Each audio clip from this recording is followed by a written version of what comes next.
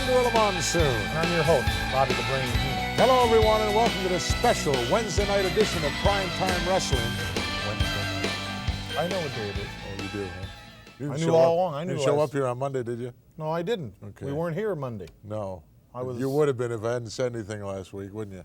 No, I wouldn't have. I knew all along. I just wanted to see if. Start off again. George the Animal Steele, our feature match this week against the Ugandan headhunter Kamala. How'd you like to be the referee in that one? Well, I don't care to referee anything anymore. It's a no-win situation to be a referee anymore, especially since you're getting on everybody's case. And you're getting on my case. Well, freedom of speech. This is the United States of America. I give you a chance. For right to my opinion.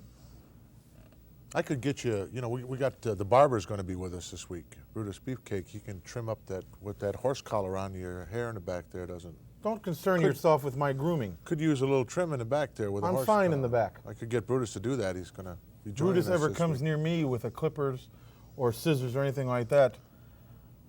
You'll head for higher ground, I know. No, I won't, but Brutus will not be able to sit down for a while. Well, we're also going to take a look at the new Dream Team, talking about Dino Bravo, of course, and Greg the Hammer Valentine, still under the tutelage of Luscious Johnny V. Luscious Johnny V has been putting the tights on a lot lately. After your neck heals up, you anticipate doing that as well? No, I don't. Oh.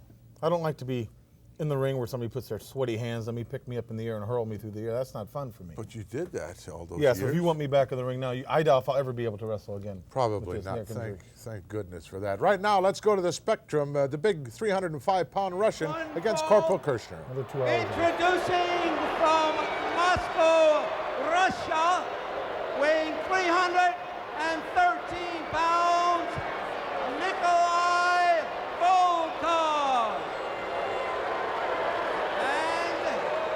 And his opponent, soon to be entering the ring, from Fort Bragg, North Carolina, weighing 263 pounds, Corporal Kirshner.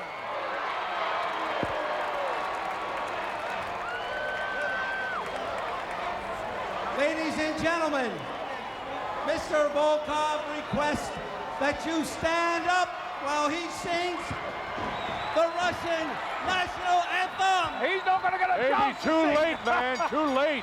Look at Kirshner. He always gets himself psyched up. Oh, my word. That is a steel pole. Volkov right on top of him. Kirshner came in the ring before he had a chance to do the Russian national anthem. And Kirshner in trouble. Being hit by the flag pole. He's down. Volkov wants him. Kirshner obviously out of it. But the bell rang. The match is on. Oh, caught him with a knee. Kirshner down. Kirshner still suffering from the effects of that steel pole blow to the head. And now the big Russian is going to make him pay. Well, the Russian looks like he means business. Oh, bounces his head off that size 15 shoe. Oh! Does it again in the second corner. We got 2 more to go. Is this what it's going to be? Referee warning Volkov about these tactics. This Russian is an awesome person in the ring, especially if he gets on top of his man like he is at the moment on Kirshner. He gives you no chance whatsoever. Well, Good Kirshner with a couple of blows in the midsection, chop to the head, and a head chop, and down he goes, a headbutt. What do we got here? Whoa! Like that maneuver, clear your ears and your head. Hey, John, who did the honky? The big Russian isn't necessarily a great wrestler, but he's a difficult man to beat, and not many have achieved that particular task. Well, Kirshner just walked into a size 15 boot to the midsection, side headlock by the Russian, and maybe a closed fist shot to the head. Referee checking that out. Volkov does not wrestle by the rules many times. We've seen that happen here. Whoa, body slam city. Right against the ropes.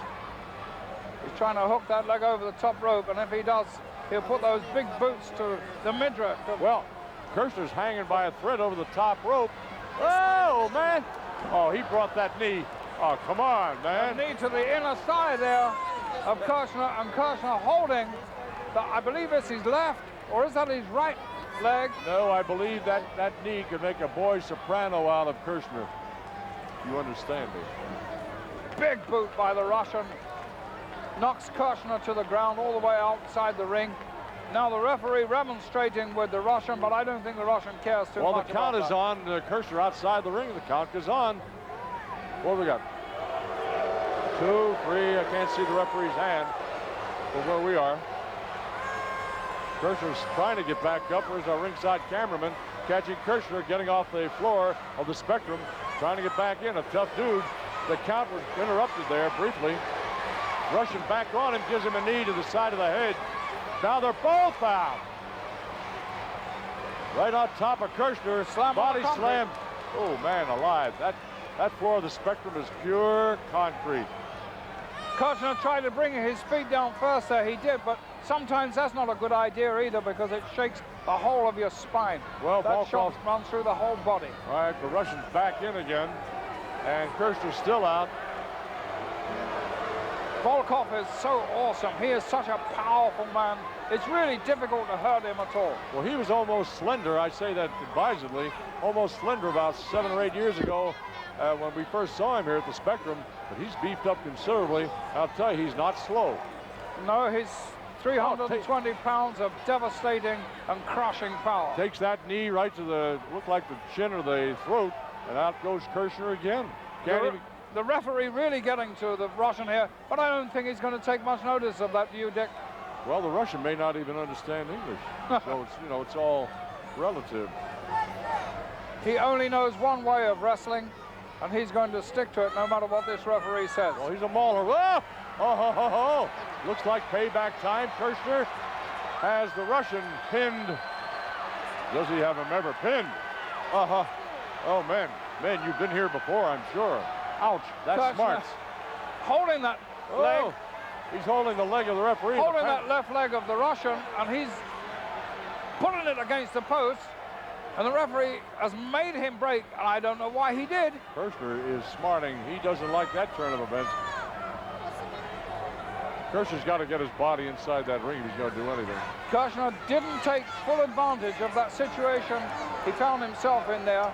He's coming back far too quickly into the ring. There's that knee again, man. Right to the chin. Kirshner really taking no precaution against climbing back into the ring. The Russian's there on his feet inside the ring. He holds the master position. Once again. Oh! Is he going to waste this opportunity? 2 legs this time. Oh! Don't you love it, fans? I mean, don't you really love it? Woo! Oh, a mercy. Oh, that stings. That smarts. Now he's in the ring. Boy, he looks like a boil that's about to erupt. Kirshner is upset and on a tear. You got to pull him to the middle of the ring. All right, no place to hide now. He's going to make a wish. Headbutt City, maybe, I don't know. Corporal Kirshner trying to figure out the moves at a big 305-pounder, Nikolai Volkov, without a whole lot of success in the Spectrum. Well, that's because he's using his head. He has no success when he uses his brain. 82nd Airborne, a long way from being over. We'll be right back with a very exciting conclusion of this matchup in just a moment. Why is he ever using a parachute?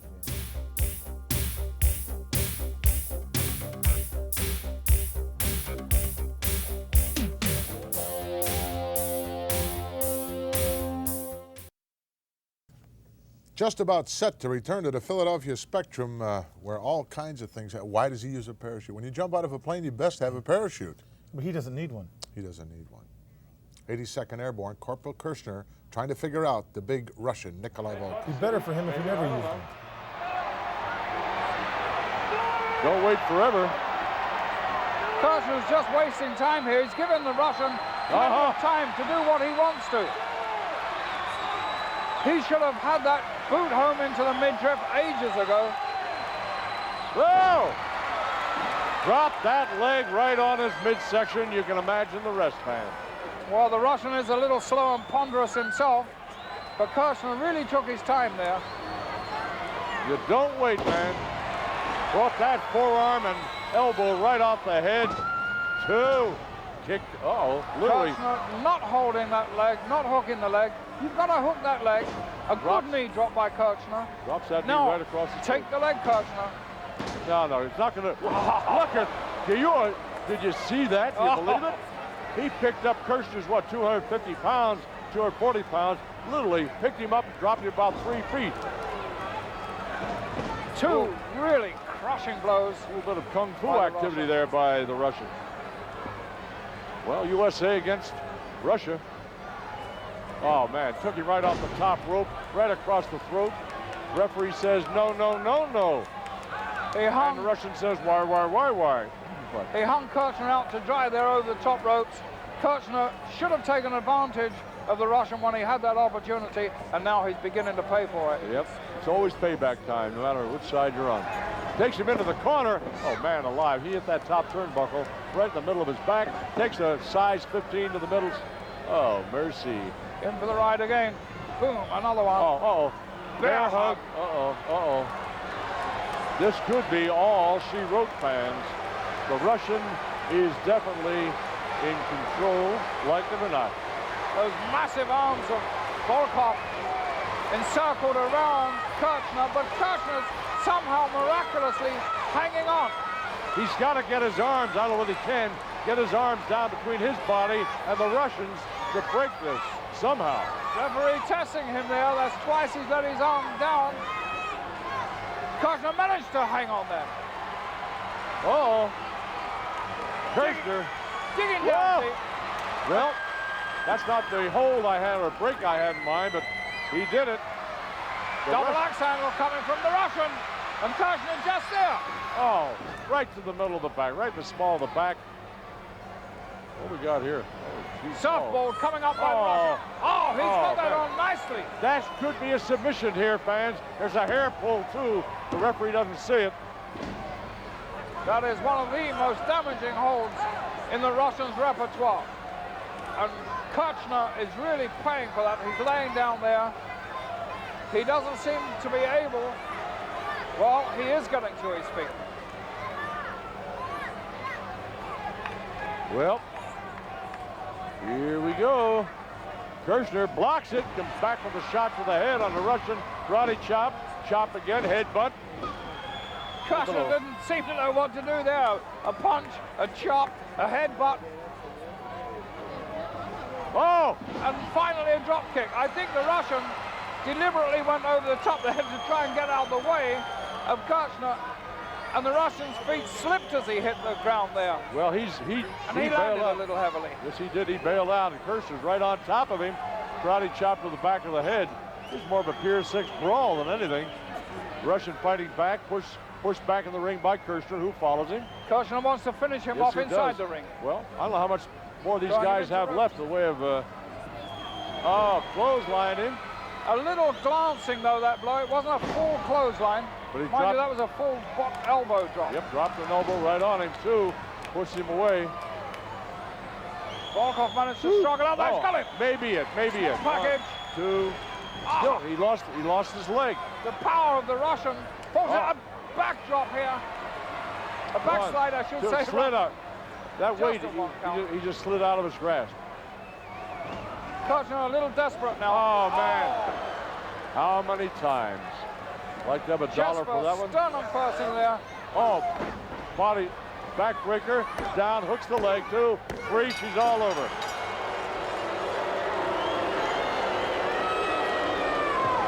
Russian scored another victory there. Unable to keep his attack going. Not a very popular decision, Lord Alfred Hayes, but nevertheless, you saw it as we did, and that's the decision. Let us go to the ring for the official verdict. Okay, let's get it. All right, Mel Perry gets the announcement here.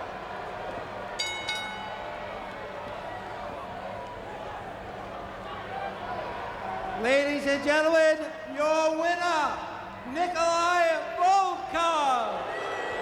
Well, the big Russian's certainly devastating once he gets rolling along, isn't he? Was there any doubt in anybody's mind Yeah, that Nikolai Volkov wasn't going to emerge the winner of that match? absolutely. 20-some thousand people at the Spectrum cheering for nothing, wasting their time. Kirchner just doesn't have it. Doesn't have it. Well, you come here every week and waste your time and mine. You may think it's wasting my time, but as far as I'm concerned, I'm doing a service to wrestling. You are, huh? Yes, I am. A disservice is more like it. No, it isn't. come out of a sick bed to come here and do this? Tell me something about your acquisition of the Islanders. Everybody's talking about that now. Well, that's what we want to know. We're here to enlighten You the changed these guys. They were nice guys. They were happy-go-lucky men from the islands. What went wrong with them? They're going to make some money now. They're not going to be laughed at by people. I assume you're thinking that everybody thinks that they weren't making any money. Now they're going to make big money. Big money. And you're going to get a big part of it, right? Why? We'll be right back.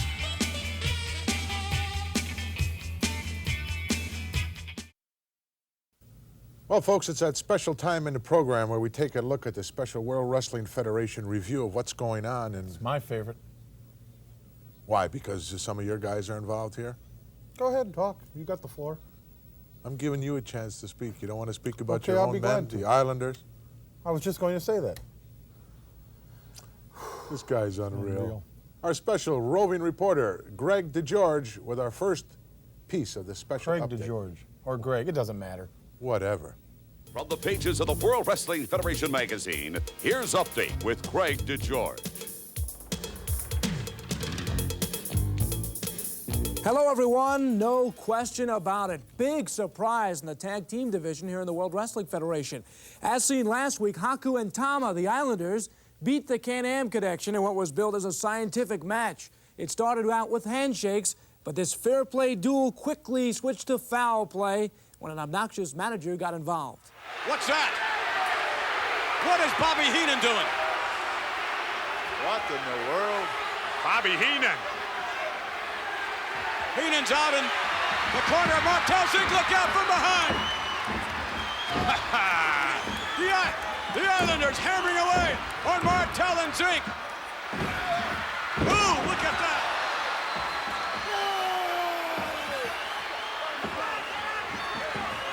Tom Zink, ooh, as he whipped to the outside. Tama with Zink, scoops him up, slams him outside. What's he gonna do now? Oh no! What a move! We may have a count out here. I don't know. That's it. Oh, look at that. I believe, gentlemen, you're seeing your new tag team. Well, the old distraction technique performed to perfection by Heenan at the expense of the up-and-coming Can-Am Connection. And now, as head of the Islanders, time for yet another watch-out crusade from the Weasel. The Heenan family is on a roll. Last week, the biggest team in professional wrestling. Nobody could beat them. They thought they were indispensable, indestructible. The Can-Am Connection. Well, now that I'm managing the Islanders, Haku and Toma, you saw what happened. The Can-Am were defeated, just like everybody else is going to be defeated, because Bobby the Brain Heenan is on a roll. The Heenan family is on a roll. Now that I got Haku and Toma, the Islanders, bring on the tag team champions of the world. We are ready for them and anybody else. I've done it again. Yes, he has, but as that neck brace proves, Heenan's actions have been costly in the past. That may be a point to remember. With Update, I'm Craig DeGeorge. Thanks, Greg. That guy ever calls me Weasel again, he'll be sitting on some public television system tying the shoes for Mr. Rogers. Don't you ever do anything straight? Can't you ever just come out and say, I have taken under contract the Islanders and do it publicly and instead of making a nuisance of yourself and disrupting everything? I like that shock value. I like to have everybody sit back and take notice. I like to knock them off their chairs. I don't want to read it in the paper and say, well, Heenan got another team. Wow. Not talking I want about that reading shock. You're going to get a shock when you see what's happening in the continuing story of superstar Billy Graham. This guy is an unbelievable individual. Well, a guy who, after major surgery, people said he would never walk again. Superstar Billy Graham is going to prove everybody wrong. well, one good thing about him, at least he can't kick.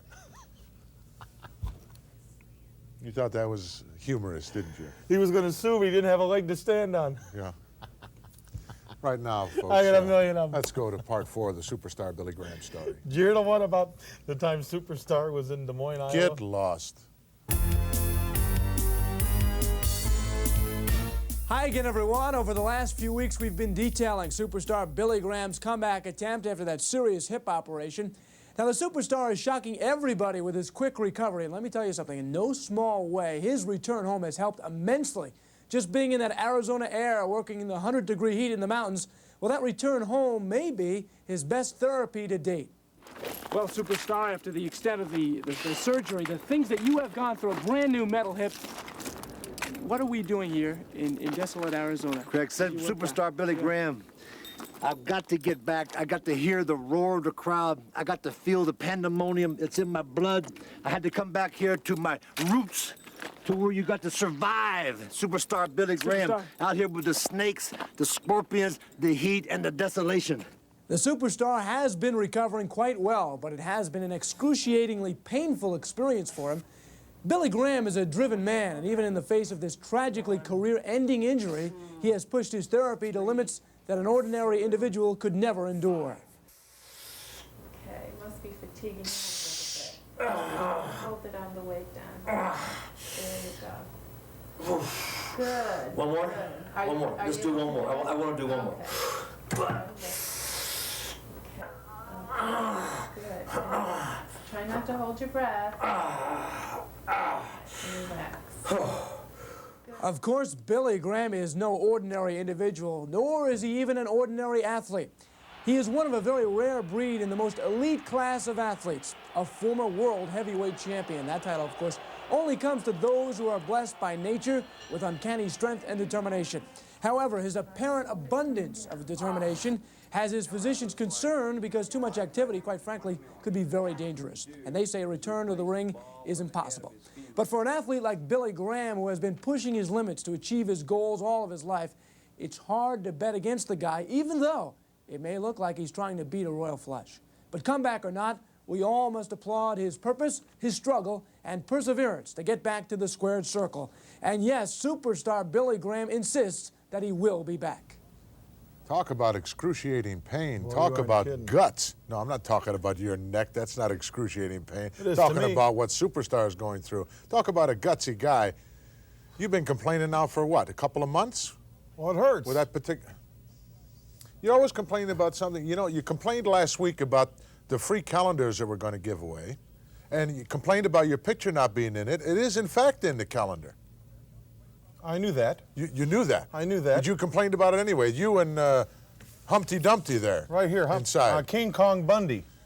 I want to remind everybody this is the final close-up week of this. that we will be telling you about this primetime calendar Close-up. offer. You want to take advantage of it on a postcard, print your name and return address, and send it to Primetime Calendar Offer, P.O. Box 3864, Stamford, Connecticut 06905. We will randomly select 100 of those postcards and get these calendars out to you as soon as possible. Patera can get one of these, and he can make his home look like his walls in prison. He can chalk off the days. We'll be back he with a has new numbered Dream left. Team in just a moment.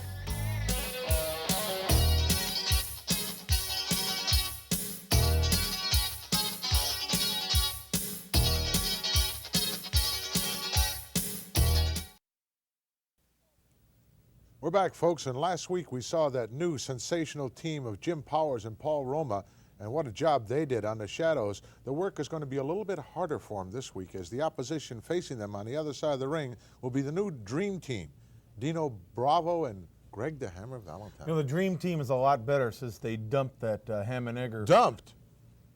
Yes, I believe I was interrupted here while I was speaking. Dumped that Ham and Egger Brutus Beefcake. Let's go to the match. Please. Following is a tag team bout scheduled for one fall. Introducing first the manager, Luscious Johnny V. He represents at a total combined weight of 499 pounds, the new Dream Team. From Montreal, Canada, Dino Bravo. From Seattle, Washington, Greg the Hammer Valentine. The opponents at a combined weight of 478 pounds, first from Kensington, New York, Paul Roma. His tag team partner from New York City, Jim Powers. Paul Roma and Jim Powers here this week against the new Dream Team. Looks kind of like a nightmare out there to me, Brian. Not to me. To me, I like this new Dream Team. You do, huh? Yeah, they got rid of that weak link. Weak link? Are you referring to the barber? Yes, I am. Please, weak link. He couldn't hold up his end on the team, and he doesn't give good haircuts. Well, you can say what you want. We all know what the situation is there. Just handed a note recently, Brain. I'm sure you'll want to be made aware of this, that it has been signed, sealed, and delivered. Next week, right here on Wrestling Challenge, the Intercontinental title will be put on the line. Macho Man, I'm sorry, it's not the Macho Man. He's the former Intercontinental Champion. The new champion, Ricky the Dragon Steamboat, putting the title on the line against the Honky Tonk. You're kidding. No, I'm not kidding. Well, we might have ourselves a new champion right here on television. You know, there isn't a whole lot of love here for this new Dream Team. The Rougeau brothers, speaking of Jacques and Raymond, even though they are French-Canadian, they don't like these guys either. Ladies and gentlemen, what you have seen so far is nothing, because there's a message to you, the Dream Team. Wherever you turn the corner, wherever you look in your soup, wherever you wake up in the morning, Raymond, tell them. That's right, we're going to be there. You never know when we're going to turn up, but one thing for sure, we'll be there. Rougeau brothers vowing to be there. Nice inverted atomic drop by the former Canadian heavyweight champion, Dino Bravo. The Hammer, of course, we know what he can do. Boy, do we. How dangerous he is. You see it now with Bravo, who's faster, he's stronger, he knows more wrestling, and he's brighter. Faster and stronger? Than Beefcake? I think so. Highly unlikely. Beautiful suplex. Beefcake worried about if his tie lit up or not. That's all he cared about. Or how many pairs of tie-dye trunks he wear. Well, I can't wait for next week. Ricky the Dragon putting the title on the line. I can't believe it. Against the Honky Tonk. Well, he said he was going to come out and be a fighting champion. Well, he's also showing us that he's a stupid champion. Well, I don't feel that way. Of course not. I do. Another suplex. I'm the host. Well, 2 count only. Bravo obviously upset with himself as he wasn't able to get that 3 count. Look at this. Hammer is a dangerous individual. Nobody pounds you like the Hammer. Absolutely not. And you know, that's where he got it. The thing about the Hammer is the harder you hit him and the more you hit him, the harder he's going to hit you. Well, he gets more dangerous as the match progresses. He likes to take that physical punishment. Kind of a sadist, you might say. I'd say. Masochistic tendencies. I'd say. Right to the top of the cranium. Shot by Dino Bravo. As the luscious one, Johnny V, with that funny-looking hairdo. You know what Dino was telling me the other day? No. That the Rougeaus are a disgrace to Canada. He told me that. Now, I personally don't know them. But I can guarantee you the Rougeaus would not be a disgrace to any country, especially their homeland. I'm just telling you what Dino told me. Two of you together couldn't get locked up. Tara could. Scoop slam. Planted him like a big tomato plant. Look out, there's that Hammer. Oh, nobody home. Roma gets out, makes the tag to Powers, who comes in and unloads with some big roundhouse rights. Irish whip coming up. Oh, put his head down. There's that inexperience showing up, Frank. Little double team effort there tried, but the youngster maneuvered himself with speed out of that one. There's a drop kick right to the kisser. Well, he got out of that corner. That's half the battle right there. You know, this team of Roma and Powers, they seem to be getting better as weeks go by. Well, they can't help but get better. We're finding the greatest wrestling talent right here in the World Wrestling Federation. That's how you get better. Get in there with tough competition. Hammer went for a fireman's carry. Whoa, did you see that? Right out of nowhere, clothesline job from the outside, hooks the leg, goodbye. That's not your average Dream Team, you know. It's not your average double team effort either. The winners of this bout, the new Dream Team, Dino Bravo and Greg the Hammer Valentine. Let's go back and take a look. Here it comes from the outside. Boy, did he level him. No substitution for experience and cunning and connivery, so to speak. You see, if Brutus Beefcake was still a member of that team, the match would still be going on. Greg would be in there doing all the work. He'd be standing on the apron adjusting his bow tie. They had to dump him. They had to dump him. Mm-hmm. Had to dump him. For your information, it was Brudi who left the Dream Team. Oh, he'd like you to think that, but no, they dumped him. Dumped him. What a fountain of misinformation you are at times. You don't have a clue what's going on. You're having a lot less pain this week, too, I noticed. No, it isn't. It's still bothering me quite a lot. I'm just gutting it out.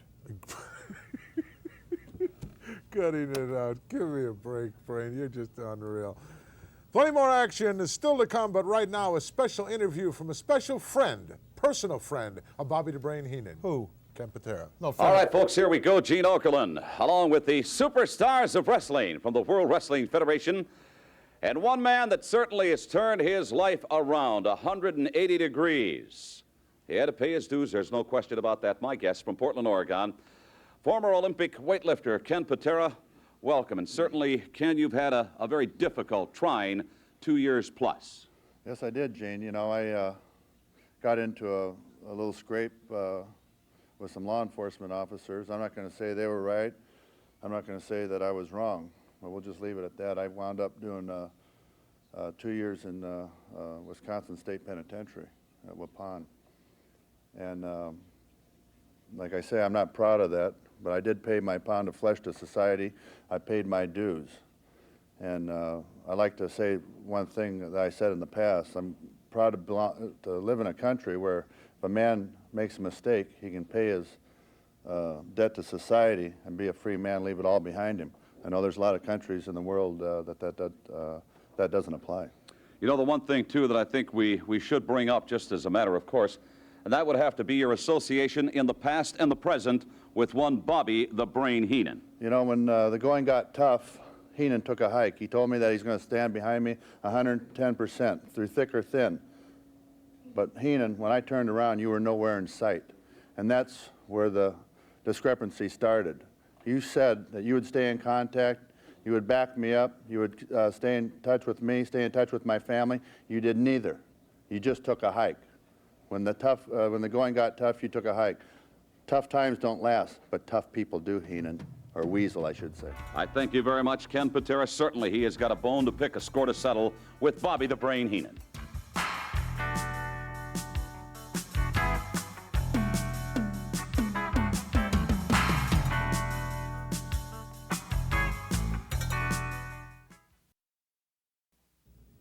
Well, Brain, Kenny said it all. When the going got tough, you took a little hike ski for yourself. I'm going to make it real simple. And I hope somewhere in this United States of America, Mr. Patera is watching. Probably is. I don't care about you paying your debt to society. I don't care about any of that garbage. You walked out on me when you got in trouble. When you couldn't control yourself as a citizen, and you can't handle yourself properly, then we separate right there. I could care less if your wife had to take and wash or get 5 or 6 jobs. I could care less if your little kids had dirty diapers or pablum smeared all over their face. I'm a businessman. When you cease to not be productive anymore for me, you're gone, you're dumped. And when you got in trouble, that's what happened, pal, I dumped you. And if you think you're gonna get away with putting a belt around my neck and trying to decapitate me, it's not over yet, not by a long means. Well, you had your say. Are you happy now? I don't feel well. Right now, let's go to Pedro Morales in action, and I'll get back on his case when we come back in just a moment. This bout is scheduled for one fall. From Calibra, Puerto Rico, weighing 246 pounds, Pedro Morales.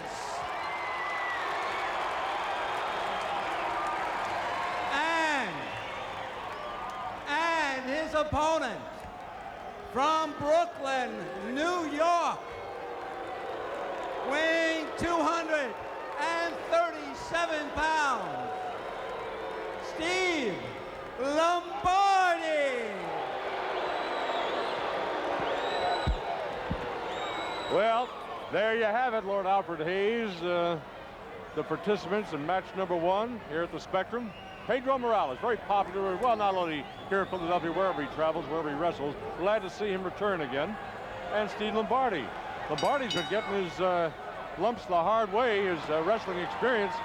And I was about to say he'll wrestle anybody, but right now he's bailed out on it. No, Lombardi's beginning to find out in a hurry that wrestling is really a man's sport. And although Lombardi at the moment is taken to the high ground, actually he's back in the ring again, he is not that way. He's really a tough competitor, a hard competitor, but he's not as seasoned as Morales, who our good friend Gorilla Monsoon calls Mr. Everything.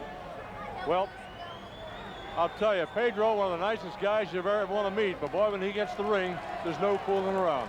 No, he has a short fuse. He does manage to control that temper most of the time, but he is a very, very experienced wrestler with a lot of skill, but above all, he has a lot of heart. Yes, he does. And he comes to do it. Ah, Lombardi taking it to Morales. Kick the midsection. Morales grabbing up and a body slam. Oh, Lombardi's in bad side of town. Catches a left hook and down he goes and out he goes. Actually, that was a neat little move that Lombardi made in the beginning. It didn't pay off, but he threw a kick at Pedro, which really wasn't a kick, and then he tried to sucker him in and set him up for a headlock, but Pedro, with all that experience, didn't fall for that. Well, Pedro almost had that foot when it came up to his midsection, but lost a grip on it, and just one of those things, the timing was slightly off, but it's got a long way to go with match number 1 at the Spectrum. Lombardi being counted on, he's back in again. Pedro very cool, very calm, and at the moment, he's just picking his spot, and he's going to show this youngster what the world of professional wrestling is all about. Well, a little push and shove now into the ring ropes, and have to break that. Well, they side headlock, Lombardi on Morales, cranking up on the head and neck of Morales. Lombardi has met with a series of very good victories recently over some well-established opponents, and I know that he's looking for a victory here this evening against Morales, but I don't know whether he's going to get it or not. Oh! There's a repeat, Lord Alfred, of that earlier move. Morales picking up Lombardi like it was just a sack of potatoes and body slammed him, and that time literally threw him to the floor of the ring. Pedro, immaculate timing there, a scoop slam of Lombardi. Pedro had him in his eyesight all the way there, and he was lost from the moment he went to the ropes. Well, the ringsiders love to get on Lombardi's case because Lombardi has a very short fuse, always looks angry, doesn't get along at all with the fans, and boy, they pick it up and they let him have it. He's doing the bad back thing right now, and I don't know whether he's trying to fake out Morales or not. Morales has been down that road before. Yes, he can forget that because that is not going to have any effect on Morales at all. Look at Morales, he just stands there, well, watches his man. He knows better than to get, you know, whether the back is really hurt or not, but Morales has been down that road. He can't afford to let down with anybody.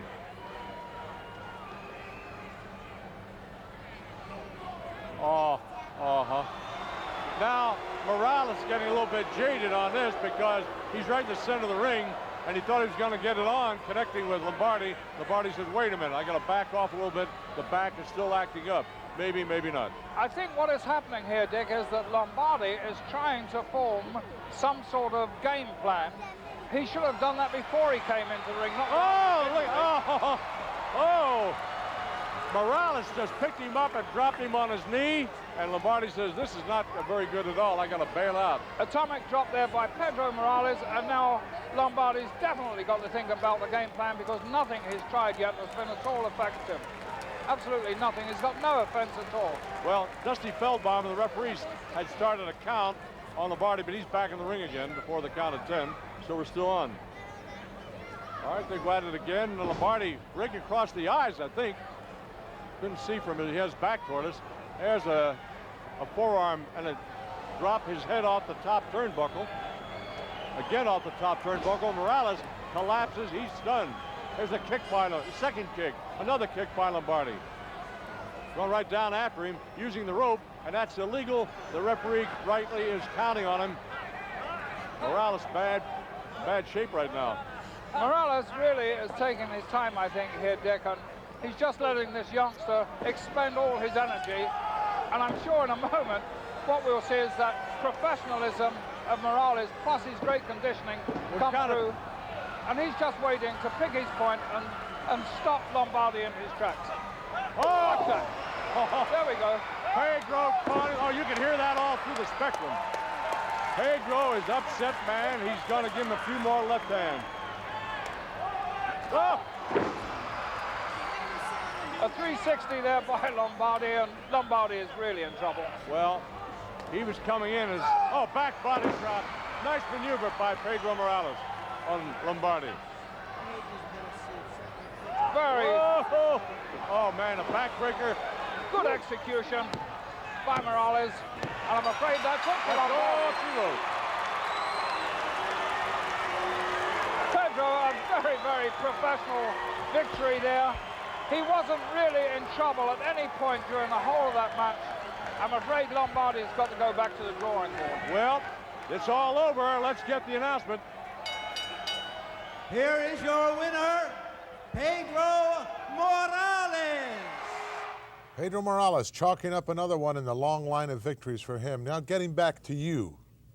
I'm glad that you weren't around managing when I was at the height of my career, because I wouldn't have liked to have even had the thought of someone like you handling my affairs, someone who would walk out at the first sign of any kind of a problem whatsoever without giving it any consideration at all, just take a hike, walk away from the situation. Would you do that to Benedict Arnold? You probably would. Would you do that to Bundy? You probably would. Would you do that to Race? I imagine you would, wouldn't you? Would you just walk away from those guys as well? Let's put it this way. When they got into trouble, if they got into trouble outside the ring and caused me embarrassment, then I look at it like they've walked away from me. They walked away from you. When Patera got in trouble and couldn't handle himself like a citizen, like a menace to society, then he betrayed me. That's how I look at it. Talk about menace to society. Yes, he is. I'm judge and jury and executioner. Well, you were the one who was just about executed as we take a look at that horse collar that you're still wearing. We'll be back with a barber in just a moment.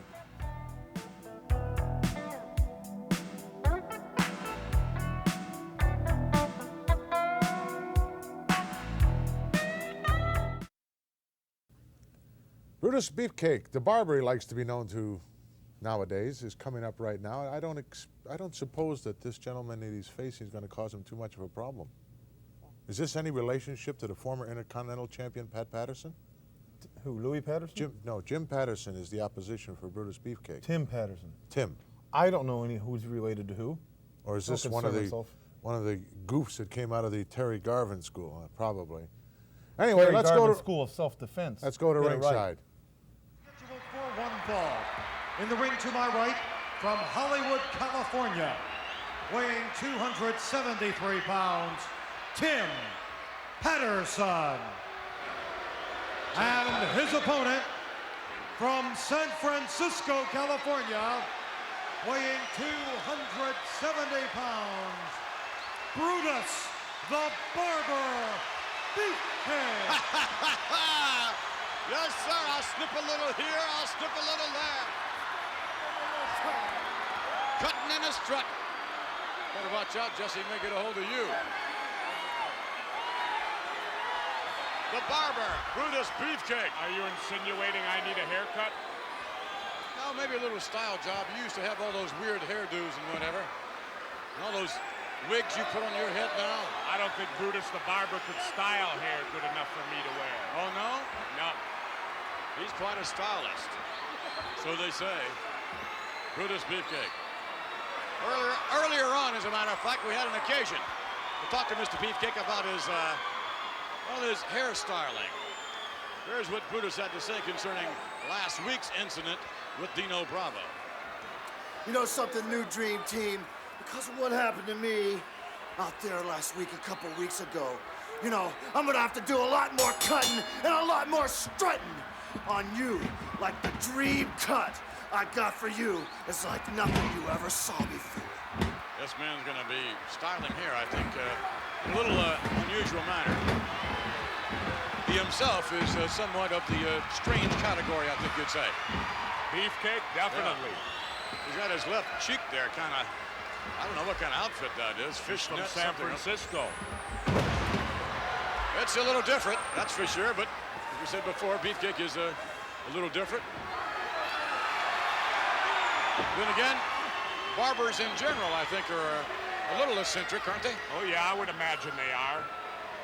His opponent, Tim Patterson, he's a relation to Pat Patterson, isn't he? No, I don't think there's any relation there at all. I like the, excuse me, Vince. Comment, Bruno, on next week's Intercontinental matchup, the title matchup between Steamboat and, of course, the Honky Tonk Man. Well, I was just about to say that I don't know that Honky Tonk Man really deserves that shot yet. Nevertheless, he's getting it. And all I got to say is that it certainly should be an interesting bout and a good bout because, you know, Honky Tonk Man's been waiting for a chance like this. He's going to give everything he has. It's going to be a good bout, but I have to go with Rick Steamboat on that one. Well, why is it that you people feel Honky Tonk doesn't deserve a shot at the Intercontinental title? Well, I'm not saying that he's not up there in the rankings, but I don't know. I just, from a personal and granted a prejudicial standpoint, I don't like to see him get the shot. I don't think he's going to come anywhere near of winning the championship, but I just don't like to see the shot. Whom would you think deserves? Well, certainly maybe Macho. Beefcake? Yes, I'd like to. Now, that's one I'd like to see. Yeah. Shoulder block there by Patterson. Patterson and Beefcake going round and round here. And, of course, a couple of weeks ago, we saw it last week here, but 2 weeks ago in the Wrestling Challenge. What a matchup between. Oh, look at this. You can bet Dino Bravo's looking on. Greg the Hammer Valentine is looking on, as well as Johnny V. And yes, going down, I think, from the sleeper hold. If he goes to sleep, you're going to expect to see a hairstyling job done. Patterson going down. Down. Further down. Down to the canvas. He's fighting it with everything he's got, but I think it's too late. He's got that sleeper hook. It's over. He's out like a light. Uh-oh. Beefcake to Barbara Stratton. Oh, the tools of the trade. Look at that. Beefcake strutting over to them now. Beefcake, don't tell me he's going to do it. I think it's ridiculous. Here is your winner, Brutus the Barber Beefcake. Jesse, you better be happy you're not in there. Here it goes, Beefcake going over. This is ridiculous. This shouldn't be allowed at all. What you got there? I mean, winning a match is one thing. Putting a guy out with a sleeper hold and giving him a haircut's totally another thing. Oh no, oh, look at that. Oh, what a number. The hair goes flying. That looks like the Bruno cut. The what? The Bruno cut. No, I don't think so. Yeah. That nasty hair he's cutting all off. I mean, how would you like to be this guy, wake up and have that done to you? That's a disgrace. Well, again, Beefcake said he was going to get a little revenge. He didn't care on whom. But it directed toward, obviously, the so-called new Dream Team. And you can bet Valentine is wondering, oh no, are those going to be my golden locks next? Yeah, and you can I imagine he is. Yeah, I'm sure he is. And you can bet Dino Bravo is thinking the same thing with that dyed hair of his, wondering whether or not Brutus is going to leave a lasting mark on me. I think baby Doc Jack Tunney needs to step in and take control of this, that dictator. This shouldn't be allowed at all. Well, look, when you sign on for a match with the Barber, you can expect you're going to get a styling job done. Bruda got all the two. He could straighten that out right back there. Nothing to, don't worry about hanging my over hair. that neck brace that I guess we'll be looking at that for a couple of years, right? Depends on what my doctor tells me to do. Is he a veterinarian or is he a regular He's MD? a neural surgeon. I'd like to bring my own special orthopedic surgeon in here. Something wrong with your neck? No, give me exactly a diagnosis of what your problem is, because I don't think you really have a problem, other than you shoot off your mouth sometimes when you shouldn't and get you in trouble like this. But I'd like to know the legitimacy of this injury, really. Oh, Who say do we have? Just your doctors. That's correct. It's good enough. It's good enough for you. That's all that's important here. Well, it's not good enough for me. In the back of my mind, I think you're gold bricking. I'm not. You're looking for sympathy. I'm not. You'll use this as some kind of a weapon down the road somewhere. I believe that. I firmly believe that. I'd like to lay down. I wish there was a place I could do this show from with my feet up. We got a room across the hall you could do it. You could lay down anytime you like. Right now, let's go to a special interview with a board. Mean Gene. Criminal. Here's a guy that just never ceases to amaze me. He is the consummate manipulator. He is the doctor of style. He certainly is a fashion plate. I'll give you that, Slick. You're one of the best-dressed men I see these days in the World Wrestling Federation. And obviously, you pay a little money for your suits. Well, you know, Gene, I've always admired you of a man of integrity. Thank a man with first class. Thank you. Opinions of highly classed individuals like myself. Don't kill a good thing here, pal. Oh, man, why don't you just knock it off, you know? Because, you know, after all, Buster, you and I really don't get along that good, you know, cuz, right? What did you call me? Cuz. I thought you said If you Buster. don't like cuz, I say Holmes. If you don't like that, then I talk about your missing hair. If you don't like that, then I slap you upside your head. And if you don't like that, what? We can take up his slack. Slick? Slack. Oh, okay, very good. Yes, a couple of men that you manage here in the World Wrestling Federation. Obviously, Nikolai Volkov, and of course, the natural Butch Reed. I'm impressed with that natural blonde hair of his. To adequately describe these men, they are the very best of an elite group. The World Wrestling Federation possesses the greatest wrestling talent in the world today. But when you look at these men, you can look at the best of the best. The natural Butch Reed, your comments. My comments, what do you want me to comment on, Mean Gene? Well, you want me to comment on your color-coordinated suit, or you want me to comment on some of these old jive turkeys running around here that call themselves professional athletes? Somebody like Tito Santana. Somebody like that greasy, no good, slimy junkyard dog. Oh, who else you want me to talk about? Kim Patera running around here jumping on managers. There's another one. All these big old clowns running around here like to jump on managers like Slick, Bobby Heenan, people with class, people with style, people with money. Well, let me tell you something. These men got backing. These men got money that fills my pocket, and when my pocket is filled with that green, baby, you know what happened? What's that? I get mean, baby. I get mean when I got green in my pocket. And that's what it takes. Tito Santana, you Kim Patera, all you managed beating suckers, get ready, boy, because me and the big Russian here got something for you. That's right, Nikolai. All right, with that, Nikolai Volkov, welcome aboard. Well, I'd like to be glad to be here because I believe all American athletes should be proud that Nikolai Volkov is here, and Russian government should send all American wrestlers medal because they make me lots of money that I invest in Russian war bonds.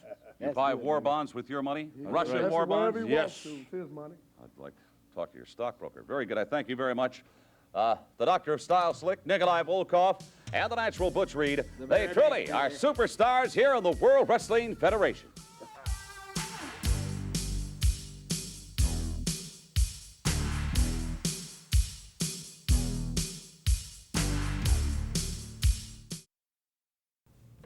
The Magnificent One, Don Morocco, and the Ace, former henchman, Cowboy Bob Orton, are kind of looking for some kind of identity, right? Don't you think so? Who is? Orton and Morocco. Where are you, 50,000 miles away? I'm concerning myself with other thoughts right now. Oh, you're figuring out who you can dump from your stable, right? Just walk away from them. Interesting tag team matches we stated earlier on coming up. Morocco and Orton taking on Corporal Kirshner, 42nd or 82nd Airborne, and C.V. Afi. Doesn't matter with him. Doesn't matter. Following is a tag team bout scheduled for one fall. Introducing in the ring at a combined weight of 487 pounds, first from Samoa, C.V. Afi. His tag team partner from Fort Bragg, North Carolina, Corporal Kirshner. The opponents, at a combined weight of 530 pounds, are accompanied by their manager, Mr. Fuji. From Kansas City, the Ace, Cowboy Bob Orton. His tag team partner from Sunset Beach, Hawaii, the Magnificent Morocco. Gorilla Monsoon here at ringside with Bobby the Brain Heenan for this tag team matchup. Mr. Fuji's certainly busy of late, Brain, is he not? Boy, Mr. Fuji's really been busy. He's been acquiring talent from all over the world and from all their managers. One of our lovely federettes. There's the devious one himself. Now I understand the demolition is under his wing, so to speak. That's right. Kamala's under his wing. Sika. The man's got quite an entourage of talent. Well, I'll tell you what, C.V. Offey going to have his hands full with the Magnificent One and what I consider to be one of the greatest ring technicians of all time, ace cowboy henchman Bob Orton. Well, C.V. Offey had a hard time trying to figure out which knee pad to put on which knee. Are you trying to insinuate something? Well, the man's not real bright. Look out, rammed into the top turnbuckle. He didn't do his homework because C.V. loves that. He knows how to enjoy himself, don't he? Well, he's got that hard coconut noggin. Look at the look of intensity on the kisser of the corporal watching from the corner. Look out. You know, it always amazed me, Monsoon, this Corporal Kirshner was in the 82nd Airborne, and he did this and that, and all he ever became was a corporal. Look at this, flying now. Well, what rank were you in the service? Well, I wasn't really in this. 4F, right? I wasn't 4F. I was 3Q. 3Q. That means I was intellectually unacceptable for the Army. I was too smart. Uh-huh. In other words, you couldn't pass the physical. I passed the physical. Elbow drop by the Corp. Could be all over. Nope, coming out the back door. But had I decided to go in, I'd have been a 6-star general. A 6-star general. There is no such animal as a 6-star general. That's because I was never in. Oh, maybe they might have made a special category for weasels. I wouldn't know anything about that. No, I guess not. How's your neck holding up these days? My neck is fine. It's at the bottom of my head. Uh-huh. Wow. Morocco using the cane of Mr. Fuji, and that is not wood, my friends. Well, watch Orton here. Orton perched up there like a big bird. Very high-risk move here. He lost his balance. Going up again, though. Bombs away.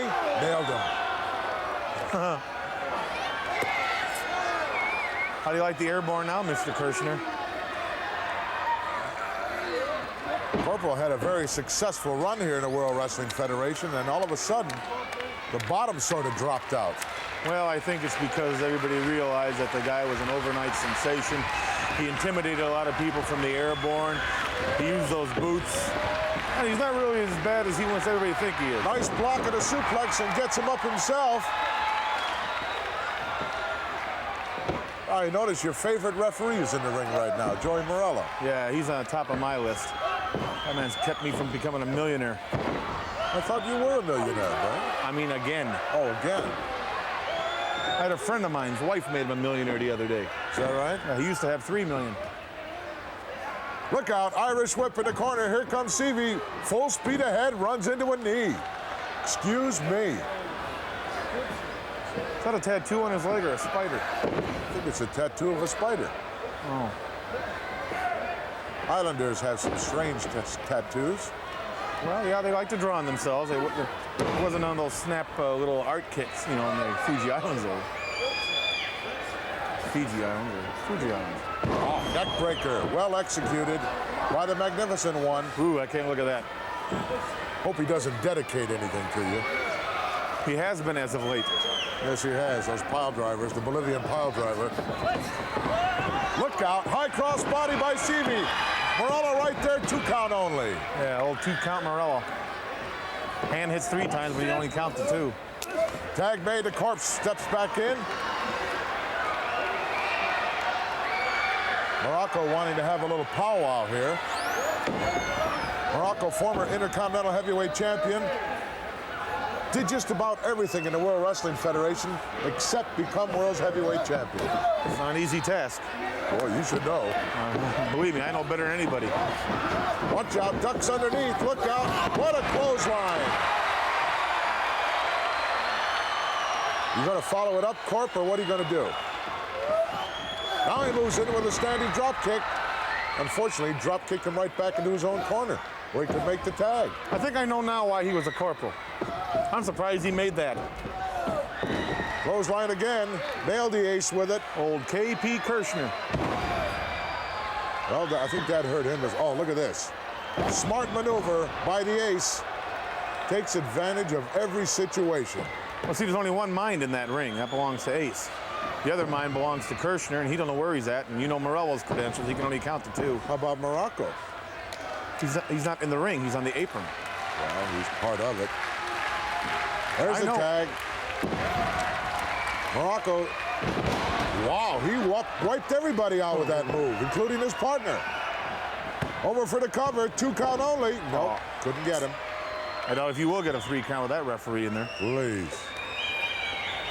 You notice how quiet Mr. Fuji is. Not bothering anybody. He's always getting accused of things. He isn't bothering a soul. Yeah, thinking about what kind of stuff he can stir up in there. That's why he's Mr. Fuji.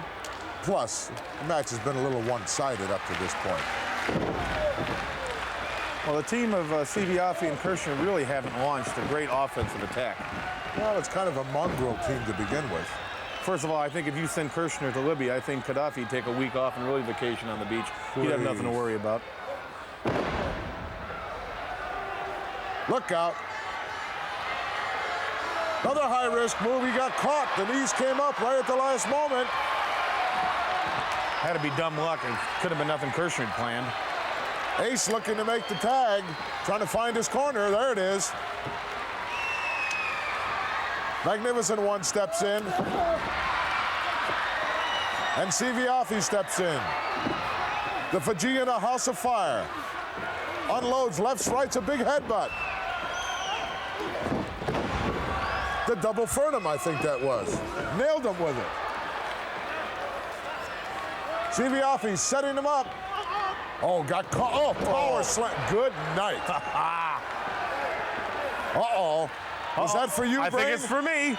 Looked like another dedication to the pile driver. Right. By the Magnificent One. The Brain Driver, I think they're going to change the name of it, too. Oh. Yep, pointing There at me it comes. again. He's pointing right at me. No stopping him once he gets in this. Oh. I don't care how hard a head you got. Goodbye, Siviafi. He hit 3, but can he count to 3? Unbelievable. Morocco and Orton, very impressive. Let's go up to our ring announcer. The winners of this bout, the team of Ace, Cowboy Bob Orton, and the Magnificent Morocco. Morocco and Orton, very impressive here this week. Let's go back and take a look at how they polished off Siviafi and Corporal Kirshner. Certainly wasn't too much of a problem for them. Not at all. With the Brain Driver. He dedicated that to me. There's Morello. 1, 2. See? He can count to 3. You said he couldn't count to 3. He can hit the mat 3 times, but he can't count to 3. Plenty more action still to come as on to victory go the Magnificent One and the Ace. Cowboy Bob Orton will be back. I thought you said Joey Morello couldn't count to 3. He counted to 3 right there. But he won't admit a mistake he makes. He's not man enough to do it. Doesn't have enough integrity. Cost you a lot of money, didn't it? Yes, it did. All your plans, your years of scheming. You talk about something else. I love it. Well, during the break, I was just thumbing through this latest edition of the World Wrestling Federation magazine that is on the newsstands right now. Of course, on the cover, world's heavyweight champion Hulk Hogan, and a very interesting photo that I'm sure everyone will want to see. And this guy, look at the look of determination on the kisser of the former Olympian Ken Patera as he makes his return to the World Wrestling Federation. That look is for you, Brain. For you. Surprised I haven't really seen many pictures of him lately without numbers on the bottom. Where'd you get that, off some post office wall? Well, I'll tell you what. You and your entire family are in deep trouble because this guy has forged a vendetta for all of you. You can take that picture and go line a bird cage. We'll be back with the Crush Girls in just a moment.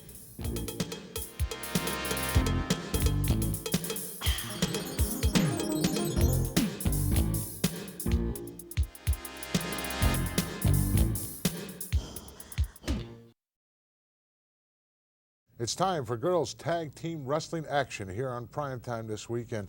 Donna Cristanello has been around a long time in the World Wrestling Federation, one of the premier girl wrestlers, teaming up with Judy Martin against a very unusual, very unique Japanese combination called the Crush Girls. What do you know about them, Bowie?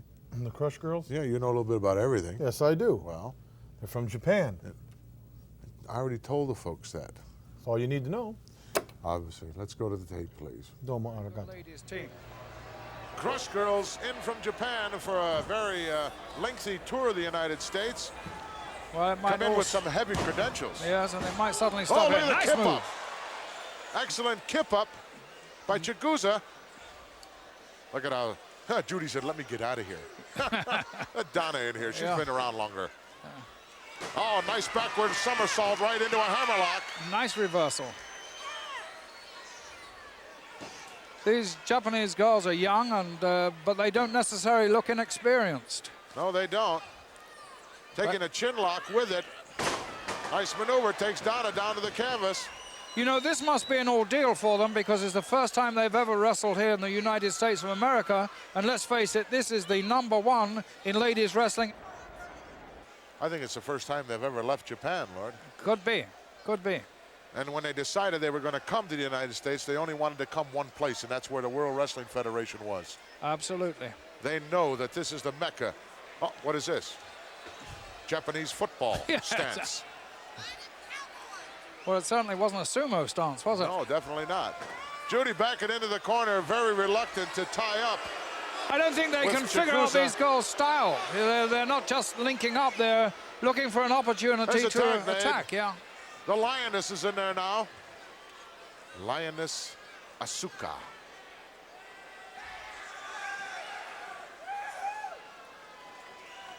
Oh, that was a nice high karate kick, but no one there, out of the reach. No. Judy's a very quick young lady. She can move very rapidly. A very experienced girl, and that's going to show with this Lioness. Whoa! Danny Davis is saying that's all right. That's a legal move here in the United States. Maybe that's illegal in Japan, but it's perfectly legal here. Reverses with the arm wringer. Oh, and a karate kick of her own, and another one right in the lower abdomen area, and still a third one. And Judy just said, let me out for a while. Yeah, she bails out. She's pretty shocked at what's happening right now. I don't think Judy's used to being treated in such an offhand manner. She's an aggressive wrestler herself, and now she's being treated aggressively by the Lioness. Tremendous news contingency here from Japan to cover all of these matches that the Crush Girls are in. They'll get a real education to Western style wrestling, Lord. Although in Japan they do wrestle our rules. Yes, they do.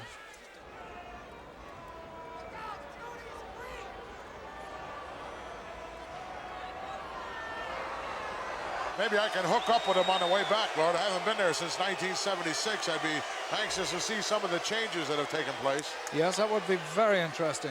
Maybe I could manage to get you to come along. Wow. If I get you to just keep to watch.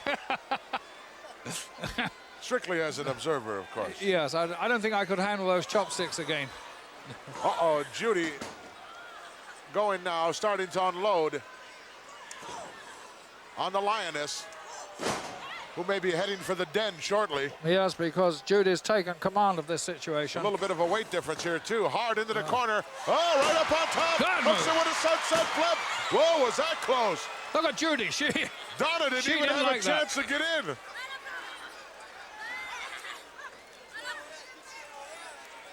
Chigusa rushing down the line to tell Danny Davis, look, they got him by the wrong hair. thing to do. In the meantime, no tag made, and Donna Cristanello in there now with a front face lock on the Lioness. Judy and Donna are a good team together, and they'll work this referee on his blind side, and he won't know whether he's coming or going. Look at Donna now reaching in underneath to grab a handful of hair. The unsuspecting Danny Davis. Oh, heavy boot there to the chest. Big right hand by Donna, and the Lioness manages to tag Chigusa Nagoya in there once more. What was that name again? Chigusa Nagoya. Yes. And does that have any From significance? parts unknown in Japan. Step over toe hold by Donna. Oh, got a handful of tights from the blind side of the referee. Danny Davis, one of the premier referees here in the World Wrestling Federation. That was a neat little move by Chigusa. Chigusa. Hi, domo arigato. Tag made quickly. Judy Martin steps in. I'm sure she'll go to work on that same left leg. Throws her into the rose rope. She's going to go. Oh, nice duck underneath, off the ropes, high cross body. She caught her in midair. Yeah. Oh, drop kick by the Lioness, but no. Oh, she could have hung on there. Yes, maybe got I think a 3 so. count. I don't know what she was doing there because she let go of a Judy good wound one. up again. Ooh. Whoa, what a karate shot. Full force behind that one. And an elbow. Tagging Lioness, and Judy's taken off. She was really treated Lioness has been most tagged aggressively in. there. Asuka in there now, waiting for some competition. I think the Japanese girls could have finished that if they'd have been able to hang on to Judy, but Judy's a wily, wily woman. Well, Donna and Judy were out now doing public relations, saying hi to some of the ringside fans. Yeah, and meantime, I'm sure there was sucking some in that breath. very derogatory statements made over there. I'm glad we didn't pick any of them up. Well, they're ladies. They don't make derogatory statements, do No. they? Donna said, look, let's be friends. Yeah. Yeah, and I, mean, I little think she's late got for her that. fingers crossed behind her back, too. Donna Cristantello, Pittsburgh, PA. Been around the World Wrestling Federation for quite some time. Knows all the ins and outs. I wonder if these Japanese girls understand any English at all.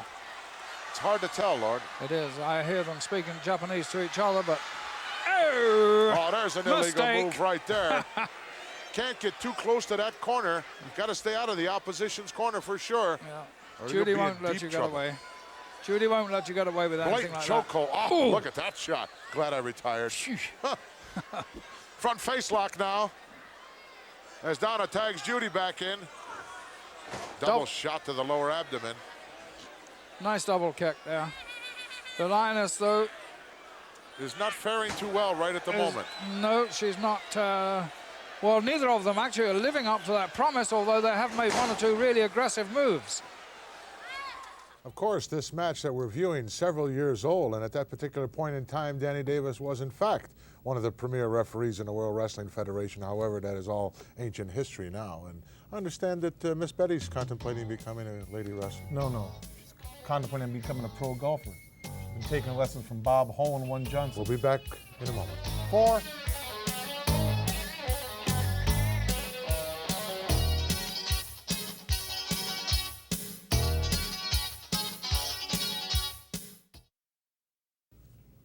Crush Girls finding the competition extremely stiff here in the US of A, and they're not used to that. They're used to having their own way over there in the land of the rising sun, so to speak.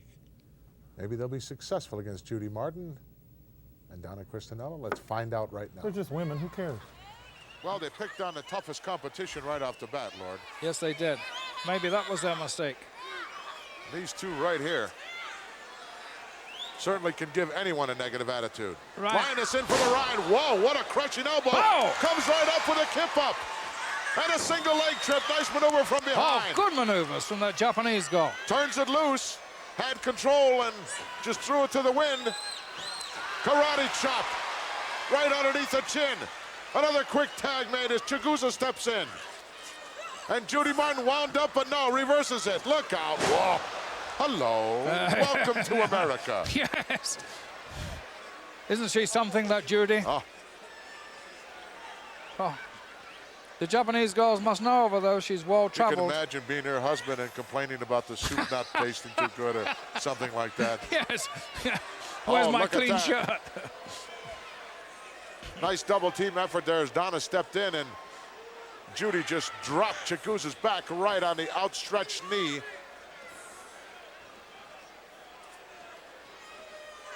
Action fast and furious here in the Boston Garden. Jam-packed, hanging off the rafters here with this World Wrestling Federation.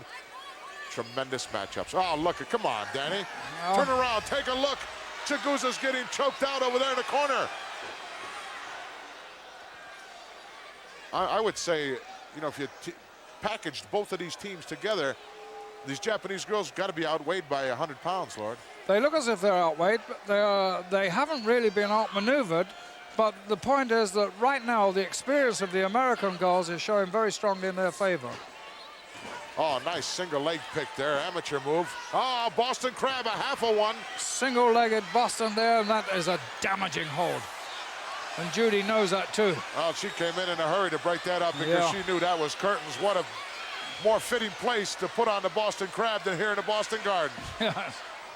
Lioness wants to get into the action. Danny Davis saying no. In the meantime, being choked out. Chigusa Nagoyo right in front of all those international cameramen, Lord. Yes, and I think Donna had a piece of the rope in her hands there too, if I'm not mistaken. They're not going to let these girls get away with anything, and I'm afraid they're taking advantage, and it's beginning to tell. Donna knows every devious way to get to you, Lord. Yeah, she's made a study of that, a lifetime practice, you might say. My God. Oh, knee right to the top of the cranium, trying to make the tag. I really think right now, Gorilla, that it's only the youthfulness of these girls that are keeping them in this match. And the conditioning. Oh, their hair is very short, but it's still a disadvantage as Donna keeps Chigusa from making the tag. No. The Japanese girls are in just excellent condition. Lioness wanting to get in there. Oh, 2 inches away from making the tag. Judy can make them pay. Oh, was that close? Only in horseshoes and hand grenades, Lord, as Who said that? Gene would say. Yes, Okas. Look at Judy now taunting the Lioness. Oh my word. Punched her right in the eye. Right in the eye. I wouldn't be surprised if that is going to swell up and mar her vision a little bit. One. Oh, Chigusa retaliating with some karate chops. There's a tag. Lioness steps in. Oh, she's hot. Judy going in for the ride. Look out. Beautiful drop kick. Tremendous drop kick.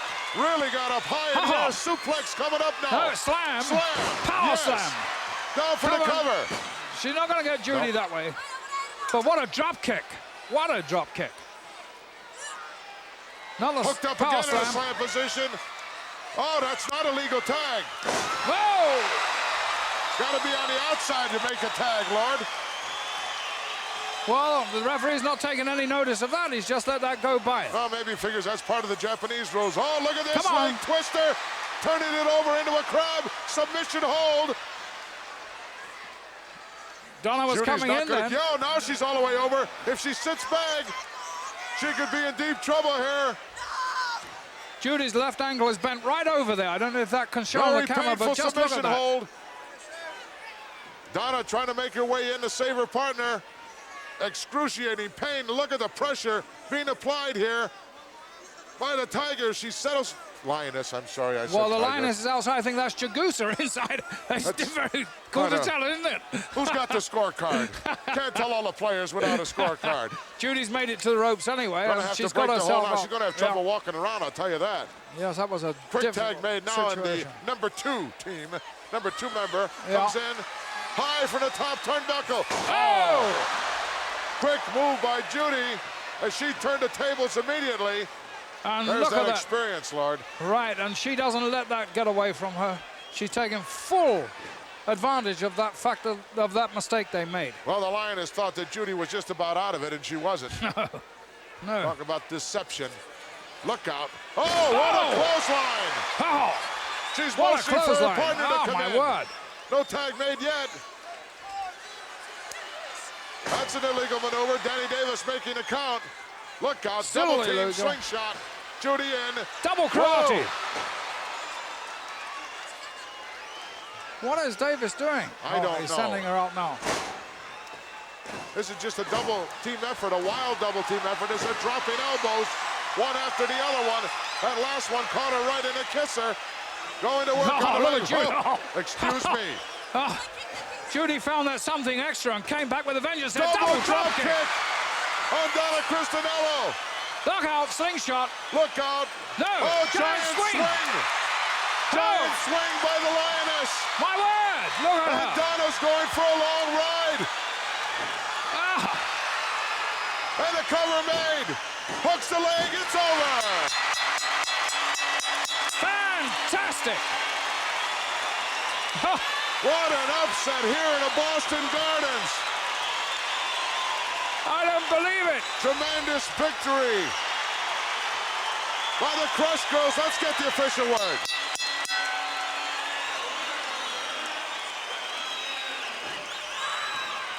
at Donna. She's still dizzy, can't get to her feet.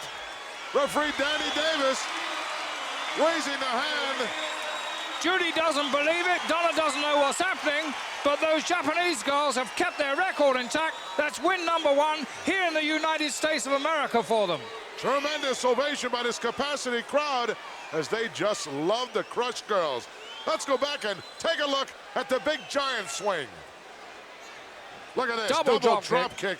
You know, that was my patented finish, oh Lord, the giant swing. Yes. I don't think I ever went around this many times. Look at this, a blood, 1, 2, all going to the head. 3, 4, 5, 6, 7, 8, 9, 10, 11 revolutions. There we go. Donna doesn't know where.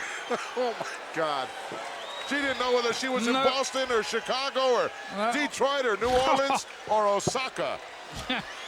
Crush girls on the victory. We'll be back. What an exciting ladies tag team matchup. Very exciting matchup coming up. Do you have any idea what's coming up next? You have a clue? I just talked to the Crush girls. My shirts are back.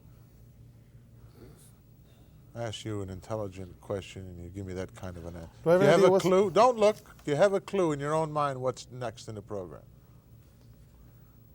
Kamala and Steele. Our feature. Our feature. On this special Wednesday edition of Prime Time Wrestling. It's been Wednesday all day long for me. Yeah, you got it right. What does George the Animal Steele need to do to get by the likes of the Ugandan headhunter? Buy a Thompson submachine gun. Please, let's speak in realities. Retire. Give up during instructions. He doesn't have a chance. Probably the most important thing he has to do is keep an eye on Kim Chi. And another eye on Kamala. Yes. And another eye on Sika. All that action coming up in just a moment as we get set. Hogan, that's how he's going to be kneeling at the feet of the king. We'll be back with our feature in a moment.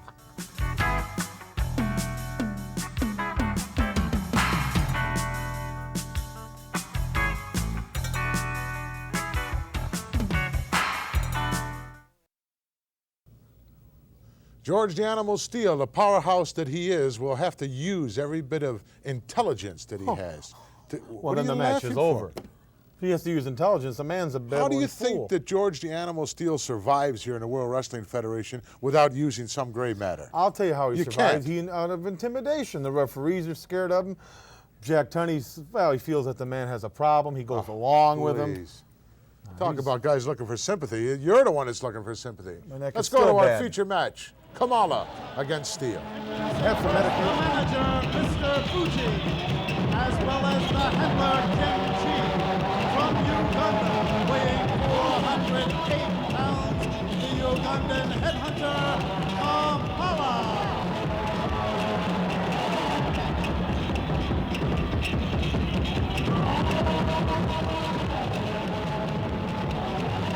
What an awesome trio there, Jack. For Kamala. The opponent, soon to be making his way to the ring area from Detroit, Michigan, weighing 288 pounds, George the Animal Steele. Oh yeah, oh yeah.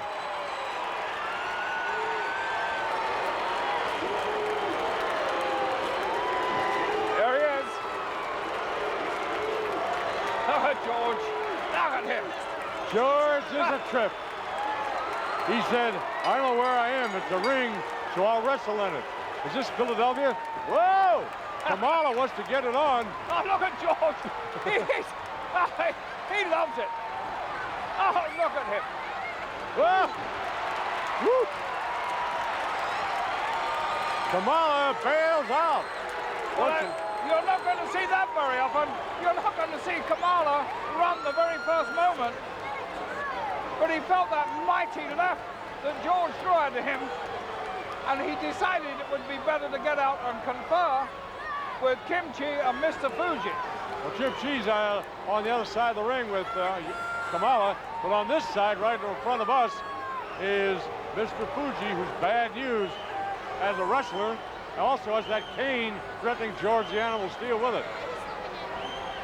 So you've got actually 3 against 1 if you want to look at it that way. Now, I don't know the situation here. Can Fuji speak the language that Kamala speaks, or does he tell Kim Chi and Kim Chi have to translate? I don't know, Lord Albert. Look at Fuji's face, my word.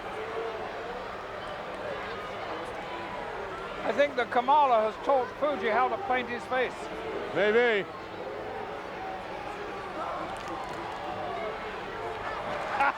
I'll tell you. George is something else, isn't he? He really is. He doesn't know enough to be fearful of anybody or anything. He's not always certain what's going on, but he knows whoever steps in that ring with him, they're bad news to him. Kamala is 400 pounds plus, and it's not often that George Steele faces an opponent who's bigger than him. In this case, George is giving away about 100 pounds, but it doesn't faze him one iota. Well, George is sort of staring at him, wanting to know, he wants to touch Yes, he wants to find out what that is. It's driven George crazy. I don't know what he found there. He reached up and got some paint, I guess, and painted down his front, I suppose. It's just it drove George absolutely bananas. You'll notice that Mr. Fuji has some paint around his own eyes here at ringside.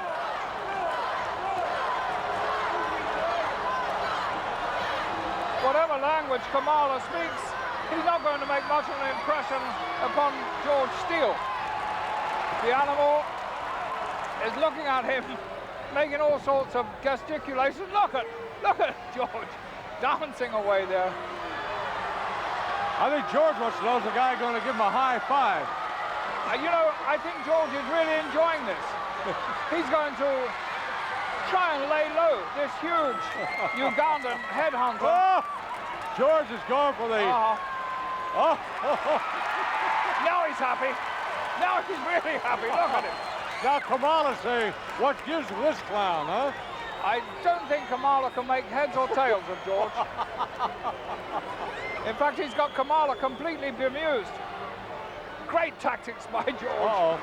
If unintentional, great tactics. This... Oh! Oh! Mr. Fuji. George going for the other turnbuckle. More of that all over. He's throwing it at the cameraman. He's throwing it at us. He's throwing it everywhere. Oh. Whew. Kamala took for the high ground there, and well he might. All that padding from the ring turnbuckle came showering down on us like it's snow here in May. You know, Dick, in these last few months, Kamala has been riding roughshod over every one of his opponents. George doesn't care about reputations or what somebody else has done, but his attention has been diverted. Oh! A mighty right there by Kamala. That's what they were looking for, to distract George, the Animal Steel. Whoa! Oh, man.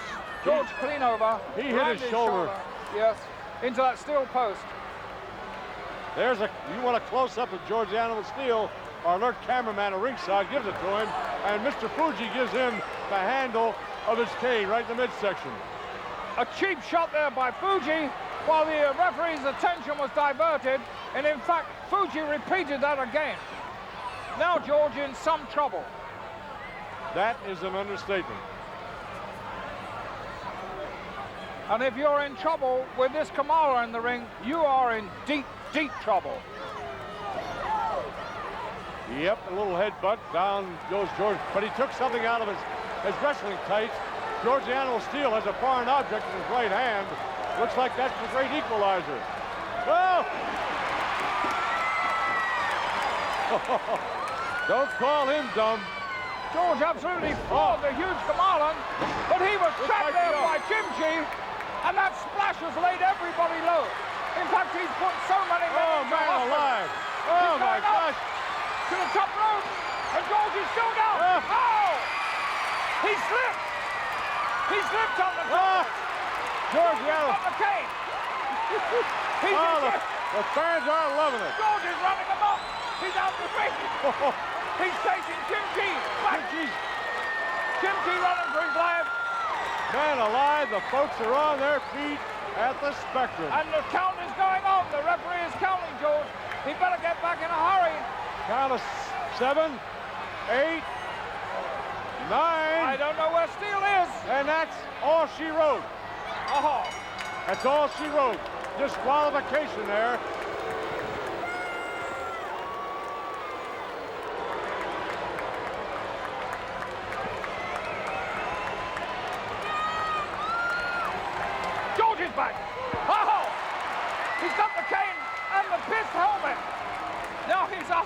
Fuji, and Fuji's running for his life. George has cleaned house in the ring. And he's left a rain of debris in the ring with all that padding from the turnbuckles. And George is saying, hey, Kamala, I can't read your language, but you can see me saying, come on in. Goodness knows what's happened to Chimchi. All that remains of Chimchi is the helmet that Steele is carrying. Oh, man alive. Kamala wants no more of that. Well, Mel Phillips, the ring announcer, wisely has not gone back in, but it's all but over, and the fans are loving it. They may not love the decision when they hear it. Ah, look at George. oh, look at him. He's on safari. Beautiful, man, beautiful. Look at him. He's looking for elephants, I think.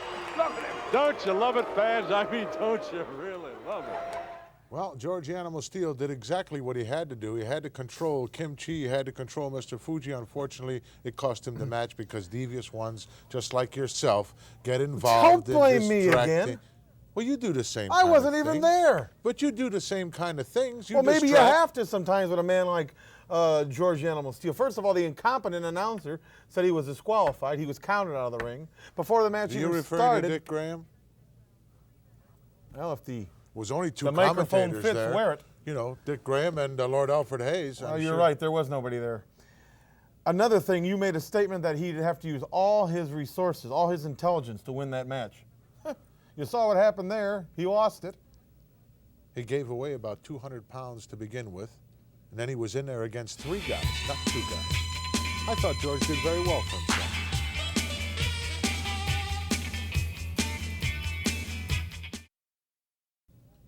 Well, the 2 hours has just flown by here this week on Prime Time Wrestling, and we have very little time left, but I want to remind you once again that this is the final time we'll be mentioning our Prime Time calendar offer. So send those postcards in if you want to be one of the 100 that we will select to receive a free World Wrestling Federation 1987 calendar right to Primetime Calendar Offer, P.O. Box 83864, Stamford, Connecticut 06905. That's P.O. Box 3864.